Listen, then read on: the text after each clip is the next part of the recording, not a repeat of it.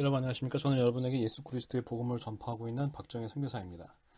오늘은 계속 그 기독교의 변질에 대해서 다루고 있는 시리즈 중에 저번 시간에 신학이 아니라 오직 하나님의 그 복음의 은혜로 말미암아서 우리가 성경을 해석하고 봐야 한다는 것을 우리가 보았는데, 계속 거기서 마무리하지 못한 말씀을 좀 더 나누고 이제 교회의 제도적 문제에 대해서 특별히 현재 목회 제도의 문제에 대해서 좀 나누도록 하겠습니다. 일단 본문 말씀을 함께 읽고 말씀을 전하도록 하겠습니다. 말씀은 갈라디아서 1장 11절부터 12절 말씀입니다. 갈라디아서 1장 11절부터 12절 말씀, 제가 말씀을 읽고 기도하고 말씀을 전하도록 하겠습니다.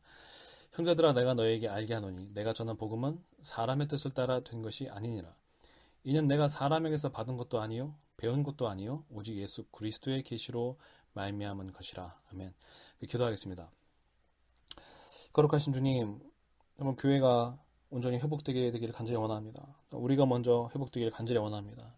우리가 온전히 성령으로 말미암아서 거듭난 하나님의 성도들이 되게 해주시고, 주님의 거룩한 교회가 일어나게 해주시고, 교회들이 회개하게 해주셔서 이 마지막 때에 주님의 영적인 부흥의 역사가 일어날 수 있도록 우리 가운데 역사해 주시옵소서. 예수님으로 기도했습니다. 아멘. 계속 신학에 대한 문제점들을 계속 나눴는데, 사실 할 얘기는 굉장히 많습니다. 할 얘기는 굉장히 많지만 이미 이제 지난 두 번에 대해서 말씀을 나눴고, 오늘 마지막 한 번 더 말씀을 드리고 싶은 것은, 우리가 성경을 결국 해석하고 하나님을 알고 예수 그리스도를 아는 것은 지성적, 즉 인간이 갖고 있는 육적인 지식의 영역이 아니라고 말씀을 드렸습니다. 하나님을 아는 것은 체험적인 것이고, 하나님을 아는 것은 결국 우리 삶의 변화를 동시에 동반하는 것이고, 내 영혼의 변화를 동시에 동반하는 것이지 어떤 지적인 정보를 만족시키는 것이 아니라고 했습니다. 물론 어느 정도 지적인 정보가 오겠죠. 근데 그것은 일부에 불과하고, 그걸 뛰어넘는 것은 하나님의 영적인 성품에 대한 알미라는 것이죠. 그것은 체험적인 것이고, 그것을 체험한다는 것은 동시에 나의 변화를 수반한다는 것이죠. 그렇기 때문에 이것은 인간의 학문적 연구나 인간의 학문적 의견의 발표로 이루어지는 것이 아니라는 것이죠. 그리고 성경은 애당초 그러한 것으로 해석될 수가 없게 씌워졌다는 것이에요. 오늘 갈라디아서 1장에서 1장 11절에서 말씀하고 있는 것이 무엇입니까? 사도 바울이 자신이 전파하는 이 복음은 사람의 뜻을 따라 된 것이 아니라고 말하고 있습니다. 사람으로부터 온 것이 아니라는 것이죠. 사람의 어떤 아이디어나 사람의 사상이나 사람의 신학적 어떤 연구 결과물이 절대로 아니라는 거예요. 사람으로 말미암는 것은 사람으로 말미암는 것인데 어떻게 그것이 사람을 구원할 수 있겠습니까? 우리가 필요한 것은 하나님의 말씀입니다. 우리가 필요한 것은 하나님의 진리입니다. 그래서 12절에 이렇게 말씀하고 있습니다. 이는 내가 사람에게서 받은 것도 아니요 배운 것도 아니요 오직 예수 그리스도의 뭐로 말미암았어요? 계시로 말미암았다고 말씀하고 있어요. 사람에게서부터 전승받은 것도 아니에요. 또 사람에게서 배운 것도 아니에요. 오직 예수 그리스도의 계시로 말미암았다고 말씀하고 있어요. 복음의 시작, 복음의 완전한 오리지널리티는 하나님으로부터 왔다는 거예요. 예수님께서 사람에게 알리심으로 왔다는 거예요. 그러면 이 복음은 그 뒤로 전해지는 것인데, 사람의 것이 여기에 섞여서는 안 되는 것이죠. 여러분, 여기 동의하지 못하신다면 더 이상 할 말이 없는 거예요. 사람의 생각이 하나님의 복음에 섞일 수도 있다. 이거는 하나님의 복음을 불완전하는 것으로 만드는 것이죠. 이렇게 생각하는 사람들하고 어떻게 더 이상 논의를 할 수가 없어요. 그렇게 생각하는 사람들이 예를 들어서 카톨릭이에요. 여러분 그걸 아셔야 돼요. 카톨릭이 그래서 어떤 교회적 전승을 그렇게 중요하게 생각하는 거예요. 왜? 하나님의 말씀을 사람의 생각과 섞일 수 있다고 생각하는 것이죠. 그러니까 예수님의 복음이, 하나님의 가르침이 사도들이나 사도들로부터 전파된 것으로 끝나는 것이 아니다. 그 뒤로 계속 어떤 뭐 교황이라든지 자신들이 생각하는 어떤 신학자들, 뭐 토마스 아퀴나스 같은 이런 사람들을 통해서 계속 확장된다라고 생각하는 거예요. 근데 사도 바울은 뭐라고 했어요? 우리가 전파한 이 복음 외에 다른 건 없다 그랬죠. 다른 말을 하지 말라 그랬어요. 요한계시록에서 사도 요한이 뭐라 그랬어요? 내가 전파한 이 계시 외에 다른 것을 빼거나 더하지 말라 그랬어요. 성경은, 사도들은 더 이상 여기에 뭘 더하거나 빼지 말라고 마무리를 지었어요.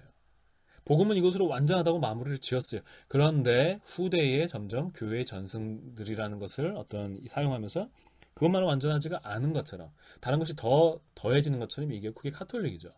이거에 반대해서 나온 게 이게 바로 개신교잖아요. 프로테스탄트잖아요.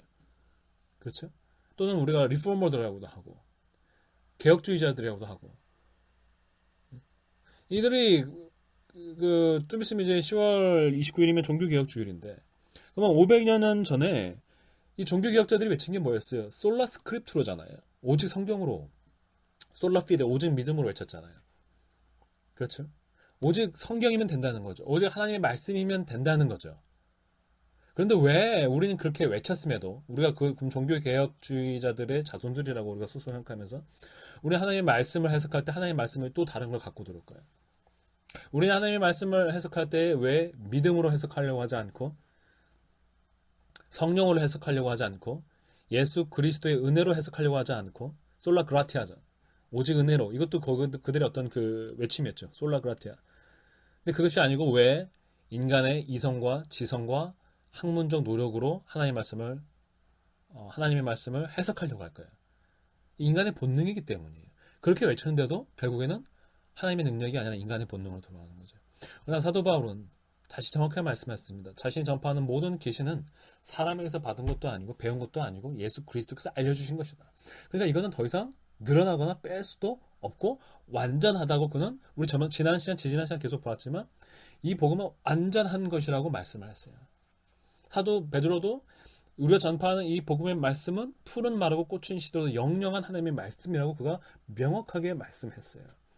그래서 히브리서 말씀에서도 다른 교훈에 휩쓸리지 말고 여기에 받은 이 말씀에 붙들려라 그랬어요. 히브리서 기자조차도.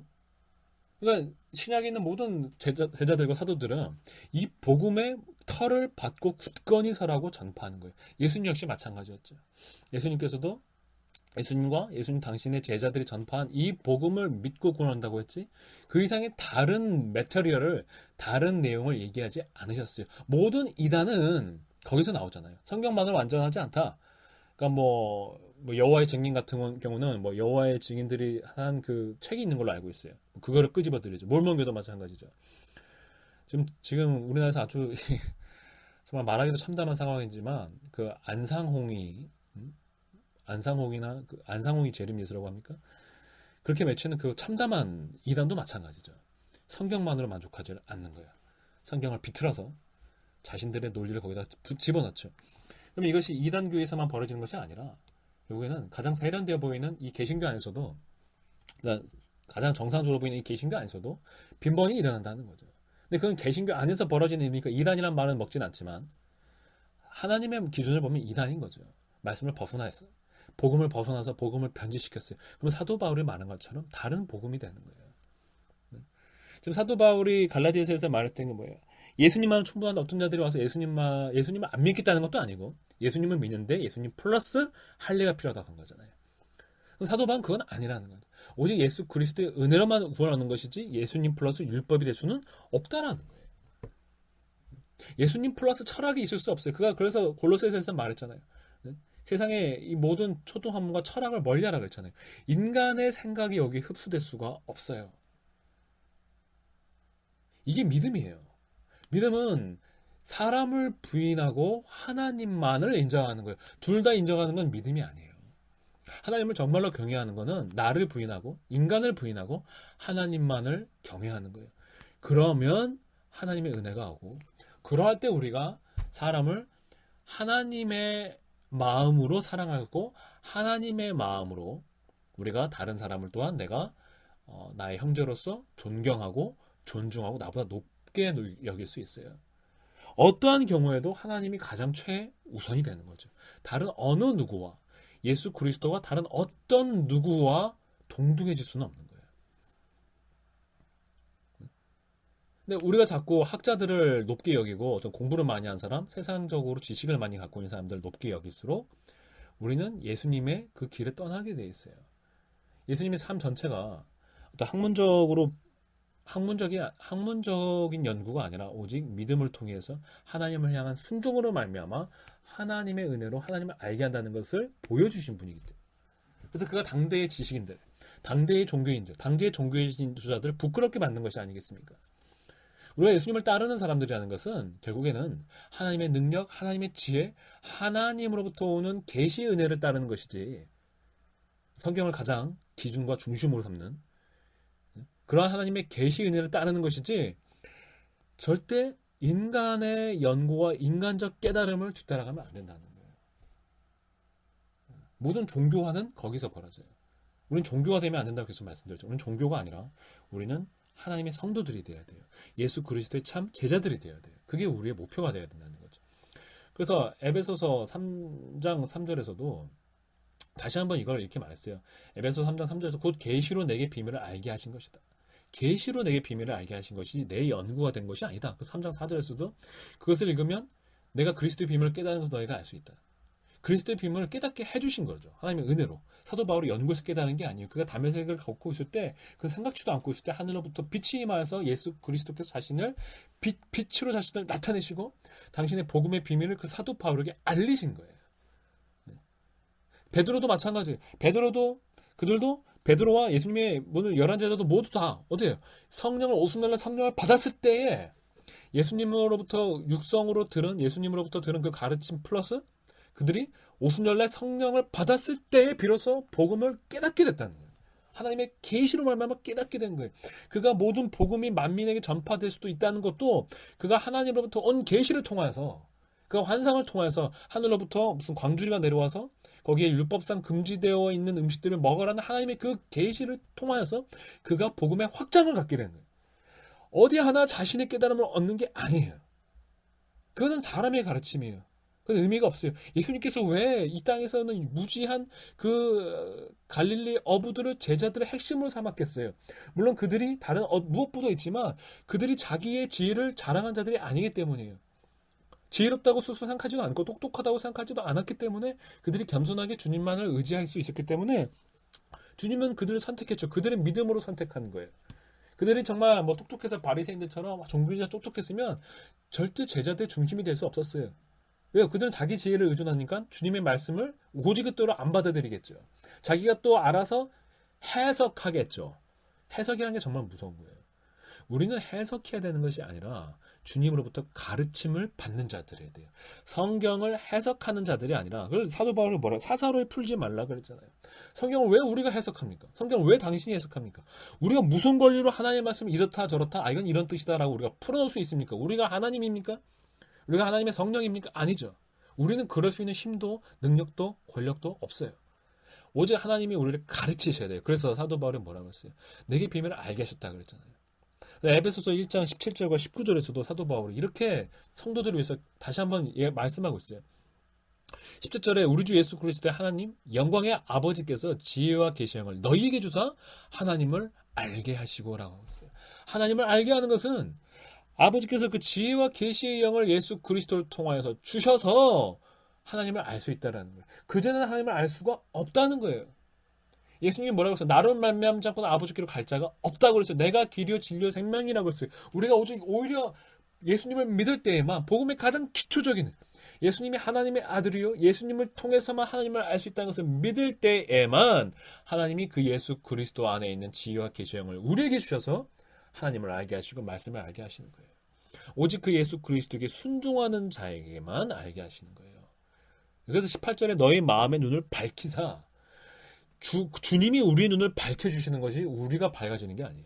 그의 부르심의 소망이 무엇이며 성도 안에서 그 교회의 영광이 풍성이며 그의 힘이 유료 역사심을 따라 믿는 우리에게 베푸신 능력의 지극히 크심이 어떠한 것을 너희로 알게 하시기를 구하노라 그랬어요.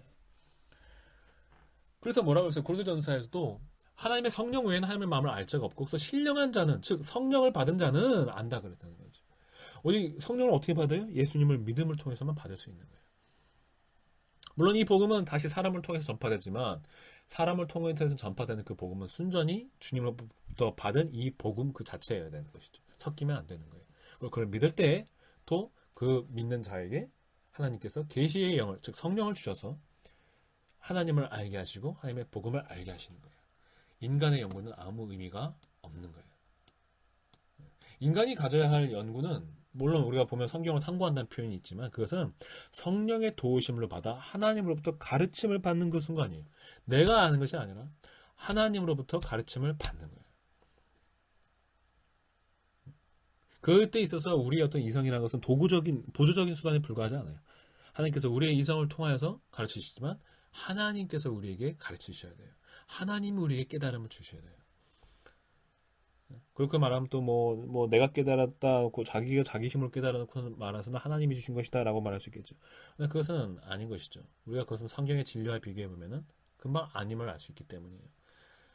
그러므로 다시 한번 말씀을 드리지만 신학의 잘못은 하나님의 말씀과 성령에만 의존하지 않고 하나님의 말씀을 해석하는 데 있어서 하나님을 아는 데 있어서 인간의 논리와 인간의 이성을 도입하고 심지어 세상의 어떤 그 철학적 연구 방법들 또는 세상의 어떤 다른 학문적 연구 방법들, 인문학적 연구 방법들을 도입해서 그 방법적 절차를 따라 하나님의 말씀을 해석하고 하나님을 알려고 하는 그런 인간 중심적인 태도를 도입했기 때문에 신학이 안 된다는 거예요.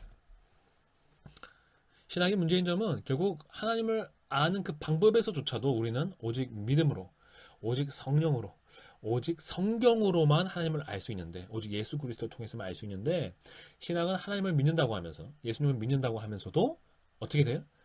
인간적인 증거물을 도입하고 인간적인 학문적 증거가 있을 때에만 어떤 성경적인 사실을 받아들이려고 하고 사람의 이성과 사람의 논리적 그런 도구들을 동원해서 논리적 연구 방법을 통해서 하나님을 알려고 하고 학문적 방법을 통해서 성경을 해석하려고 하기 때문에 인간적인 거예요. 그래서 인간적인 것이 하나님의 것과 섞여 있기 때문에 아니라는 것이죠. 그래서 예수님은 당대의 신학자들, 즉 바리새인들이나 사두개인들이 아닌 어부들을 통해서 자신의 말씀을 가르치셨고 말씀을 전파하게 하신 거예요.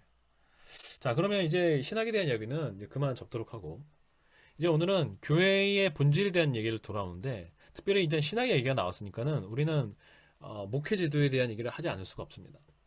자, 목회 제도라고 하는 것은 결국에는 교회의 리더를 뽑는 것이죠. 교회 지도자를 뽑는 것이죠.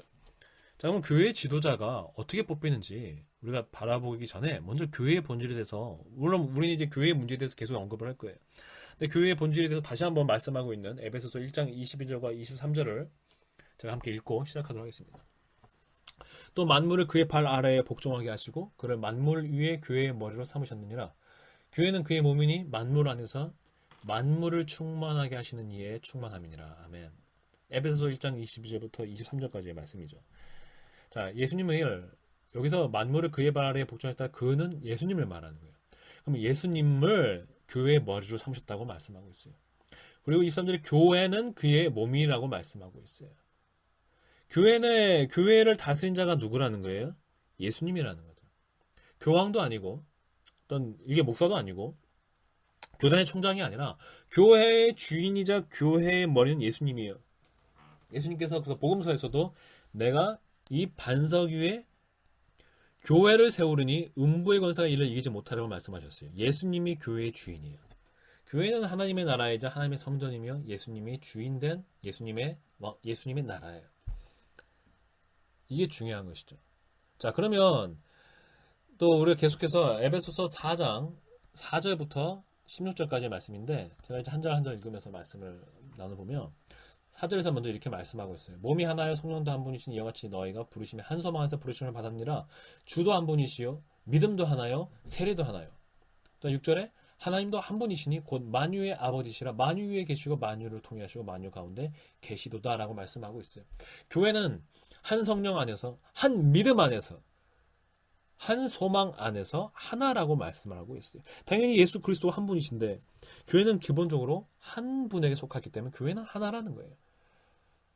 교회는 여러 교단으로 나눠지는 것이 아니에요. 물론 지역마다 교회가 다를 수 있겠지만 교회는 기본적으로 한 믿음 안에서 하나여야 돼요. 근데 믿음이 달라지면 당연히 교회가 나뉘겠죠. 소망이 달라지고 믿음이 달라지면 그게 달라지겠죠. 지금 왜 수많은 종파들과 교단이 존재해요? 믿음이 다르기 때문이에요.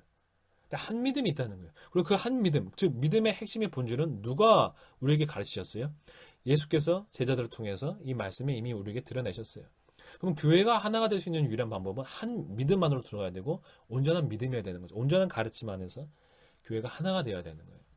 자, 그러면 7절에 이렇게 말씀하고 있어요. 우리 각 사람에게 그리스도의 선물의 분량대로 은혜를 주셨나니, 자, 선물의 분량대로 그리스도께서 작정하신 대로 우리의 믿음에 주신 그 분량대로 어떤 선물을 줬다는 거죠.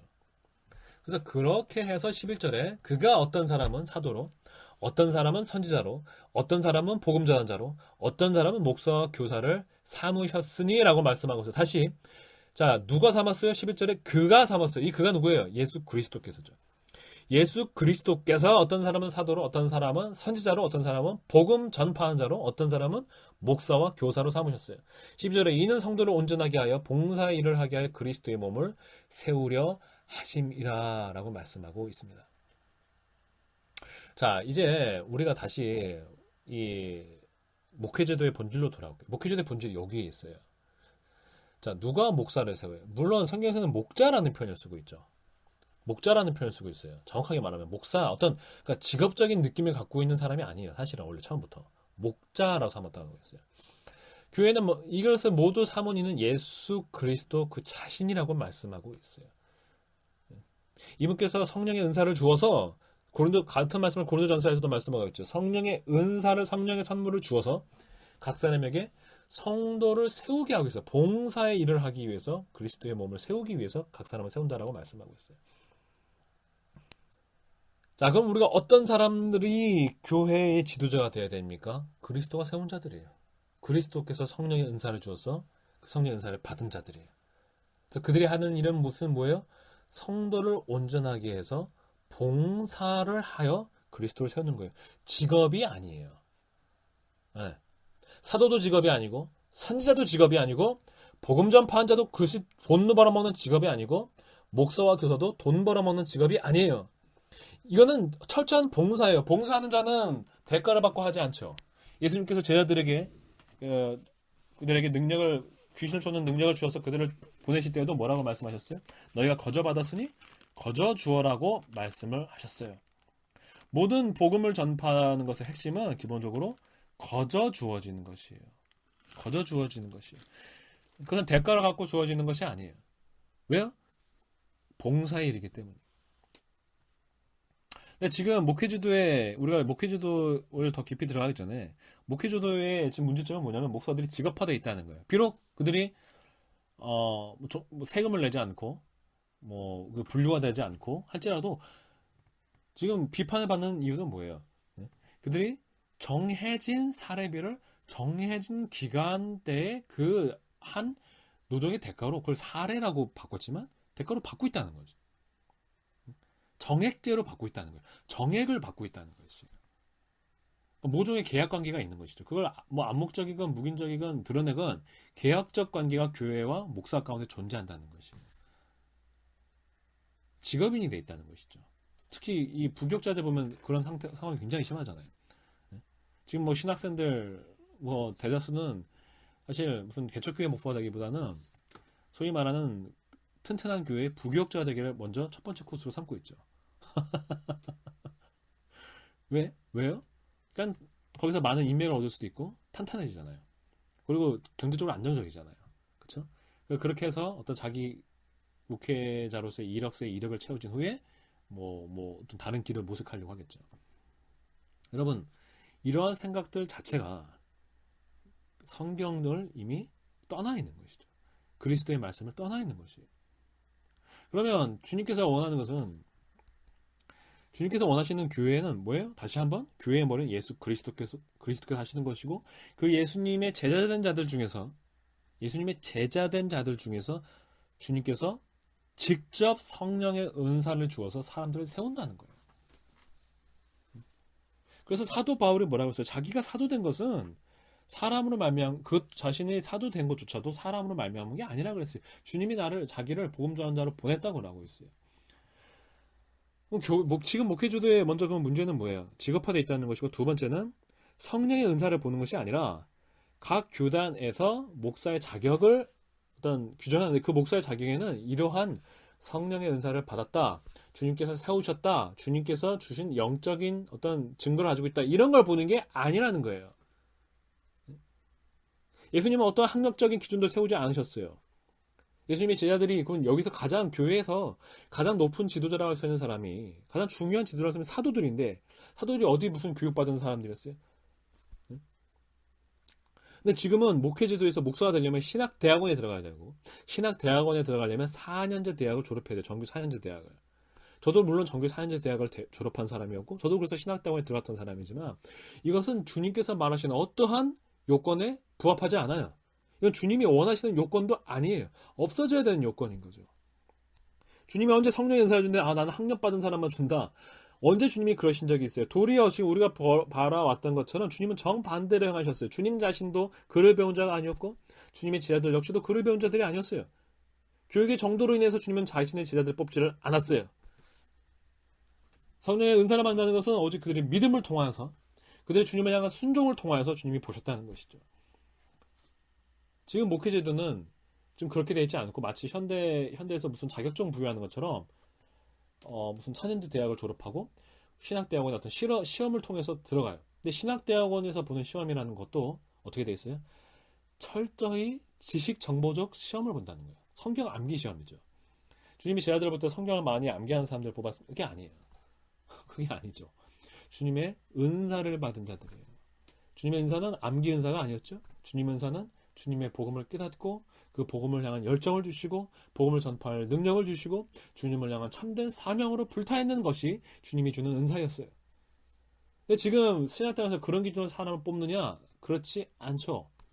뭐 그런 걸 인터뷰 때 본다고 말할 수도 있겠지만 그 전에 뭐 성경 암기 시험, 그다음에 학력, 성적표 이런 걸로 사람을 봐요. 근데 주님은 그런 걸로 사람을 보지를 않았어요. 주님이 제자들을 뽑으실 때를 보세요. 주님이 제자들을 뽑으실 때 간절히 기도하신 후에 하나님으로부터 응답을 받아 제자들을 뽑았어요. 안디옥 교회가 사도 바울과 바나바를 파송할 때에도 그들이 금식하며 기도한 후에 하나님으로부터 부르심을 받은 자 2명을 뽑아 보냈어요. 그럼 교회는 어떠한 방법을 통해서 자신의 사람들을 임명해야 되는 것입니까? 그것은 기도를 통하여서 하나님의 응답을 통하여서 사람을 뽑는 거예요. 또한 그 개개인은 사도 바울은 이미 그 전에 자기가 사도로 부르심을 받다고 알고 있었잖아요. 하나님께서는 사람이 지명하는 것과 상관없이 사람을 부를 수가 있어요.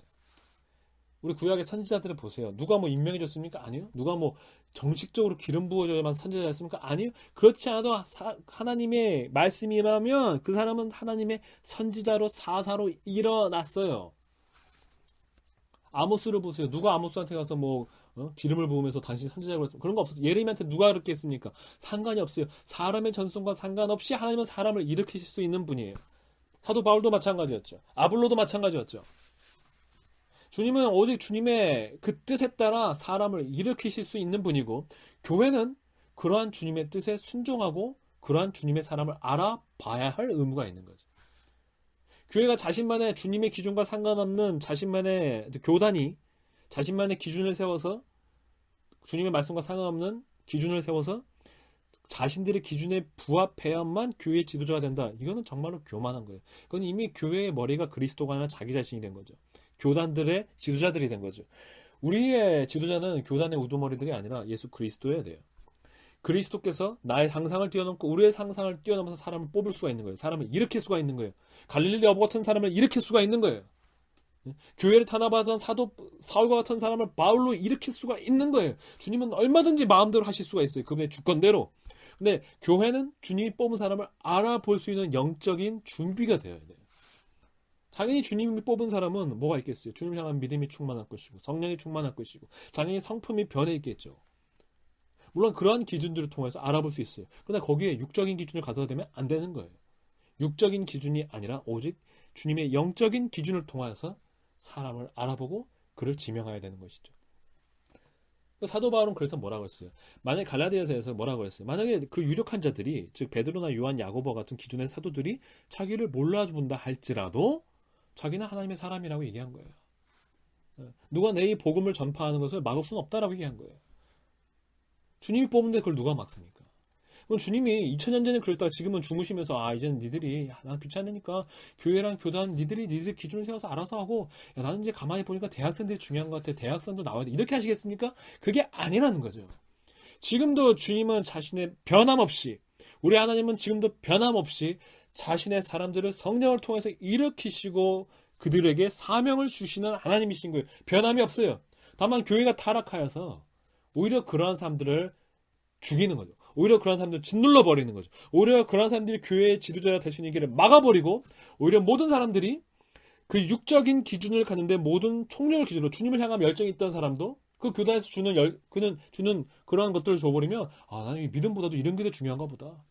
기도하는 것보다도 내가 주님 앞에 정말 성품이 변화되는 것보다도 이런 어떤 지식 정보를 갖게 되는 거, 인맥을 쌓게 되는 거, 내가 중요한 큰 주요 교단에 들어가는 게 더 중요한 것보다 하면서 그들을 외식에 빠지게 한다는 거죠. 유혹시켜버리는 거예요. 그들을 위선에 빠지게 하는 거예요. 그들을 율법적으로 바꿔버리는 것이죠.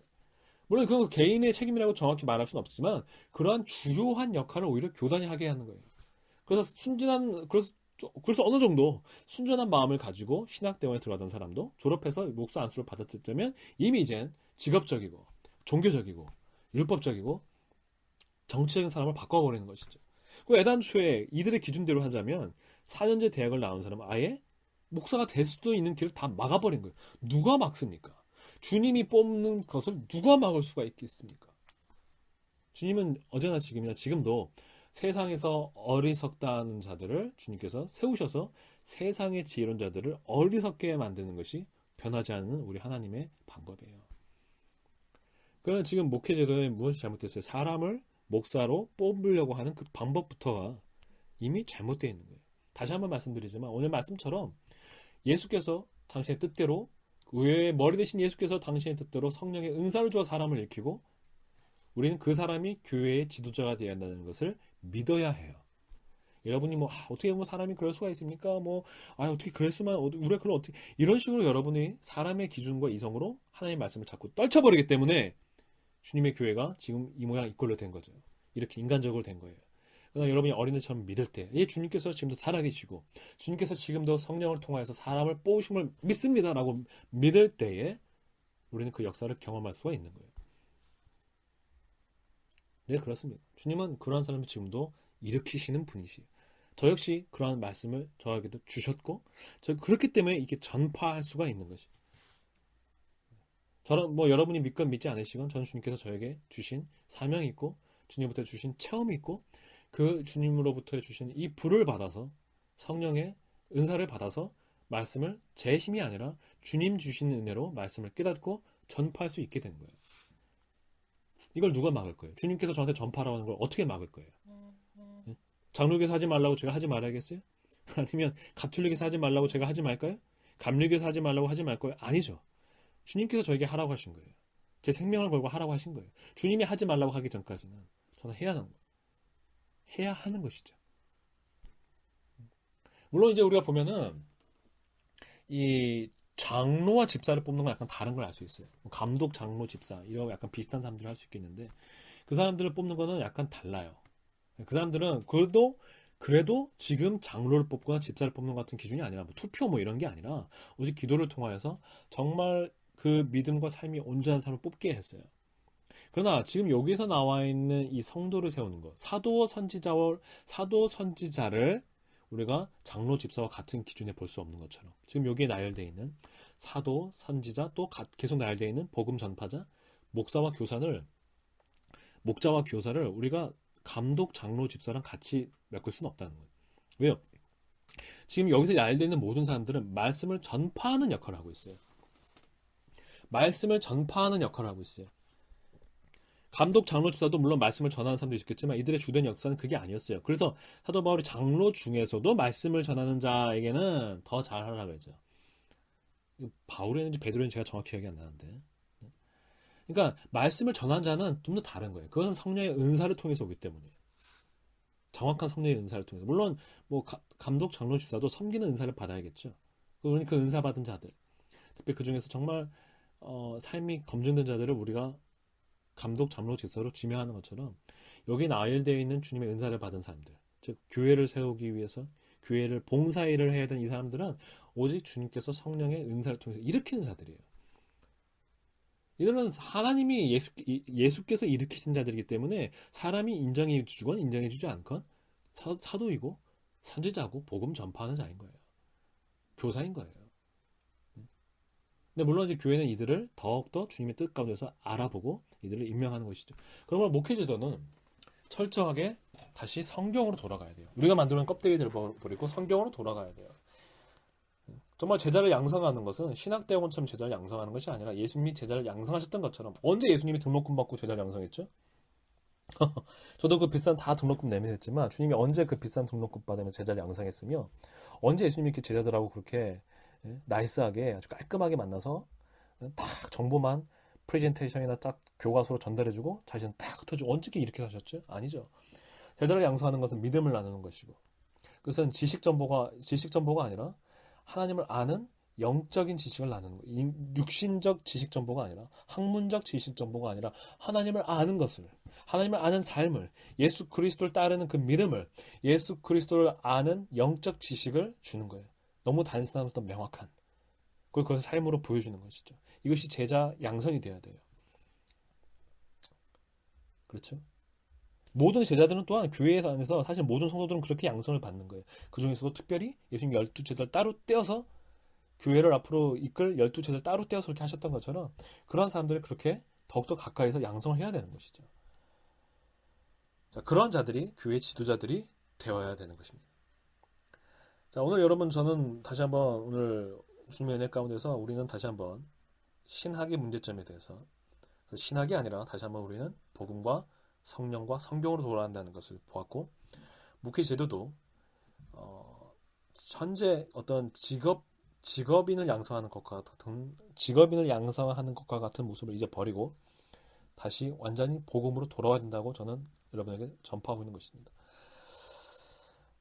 종교개혁자들도 우리가 칼빈이나 그 사람들도 봤지만 결국에는 자기 후계자들을 세울 때 결국엔 학자들을 세웠어요.